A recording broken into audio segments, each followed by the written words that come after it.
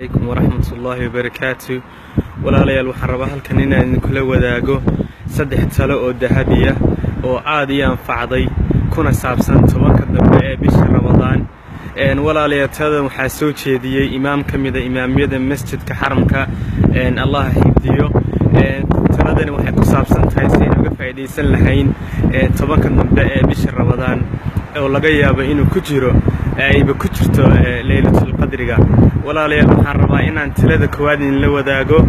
imaamku wuxuu soo jeediyay qofka muslimka ee raba inuu Laylatul Qadriga ajirkiisa helo waxa koowaad uu sameeyo tobanka dambe inay noqdaan inuu takawaad inuu bixiyo oo sadaqaysto $1 riyaal £1 $1 hadba wadanka uu joogo lacagtiisa. hadduu habeen kasta tobanka uu bixiyo $1 ama se lacagtaas yani $1 waxa u dhiganta wadankiisa ama ka badan ama ka yarba wuxuu helayaa iyadoo laban laabay oo loo laban laabay 83 sano. يعني ليلة القدر هادو كوسو بيغمو ادو بخيه $10 tobankaas waxa lagu dhufanayaa sidii adoo bixiye kun bilood ama 83 sano. talada koowaad ay walaalayal sameynayna waxa weeye inaan bixino $1 ama se wixii ka yar habeen kasta oo kamida tobanka dambe ee bishii Ramadaan sayni Allah subhanahu wa ta'ala ajirkeeda inoo siiyo. talada labaad waxay tahay habeen kasta waxa tukataa 2 ragcadood ama ka badan waayo amalka aad sameeysid wuxuu u dhigmaa 83 bilood. habeenkii aad tukatay haddii uu ku soo beegmo tobankii dambe ee Laylatul Qadriga waxa lagu lama laabaya 83 sano ama waxay soconaysaa inaad kun bilood aad sameeyay amalkan. tan saddexaad ee ugu qiimaha badan ee ugu dambeysana waxa weeye adoo habeen kasta akhriya suuratul ikhlaas ama qul huwallahu ahad 3 jeer akhriya. qofkii 3 jeer akhriya qul huwallahu ahad nabiga sallallahu alayhi wasallam wuxuu yiri wuxuu la mid yahay sidii qof quraanka dhameeyay. marka tobankan dambe ee Ramadaan habeen kasta waxaad akhridaa habeen kasta insha Allah waxaad akhridaa qul huwallahu ahad 3 jeer.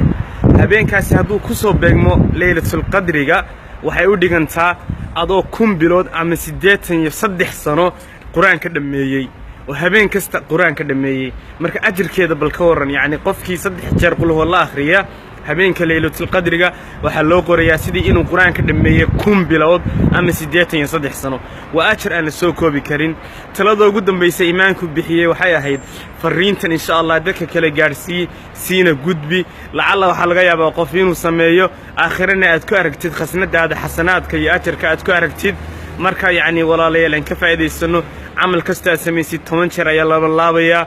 sadaqada bixi ragcad iska tuko maxay ahayd quraanka akhri. marka walaalayal waxa la idinku lama laabaya kun bilood ama 83 sano. waa habeen aad u fadli badan waa habeenkii Allah subhanahu wa ta'ala quraanka soo dejiyay waa habeenkii wax la qadrin jiray sanadka dambe wixii dhacay qofkii noolaanaya qofkii wax dhimanaya. waa habeenkii nabiga sallallahu alayhi wasallam inagu yiri waxaad yani aad ku ducaysataan Allahumma innaka afuwun tuhibbul afwa fa'fu anna.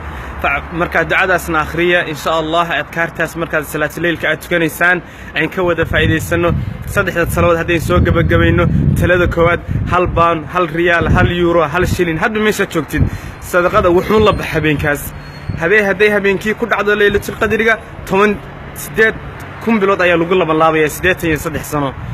habeenka 2 ragcadood tuko habeen kasta 83 sano lagu laba laabaya hadii Laylatul Qadri kugu beeganto 3 qul huwa la akhri 30 juz quraanka aad akhriyaa ay u dhigantaa oo quraanka dhameeyay waxa lagu beegayaa 83 sano aad quraanka dhameeyay. marka saddexda tala ayaan dabcaynaa in la wadaago. Allah subhanahu wa ta'ala Laylatul Qadriga hayna waafajiyo Ramadaan tan haynaga aqbalo. aad baan idin salaamaya jazakumullahu khayral jazaa. wassalamu alaykum wa rahmatullahi wa barakatuh.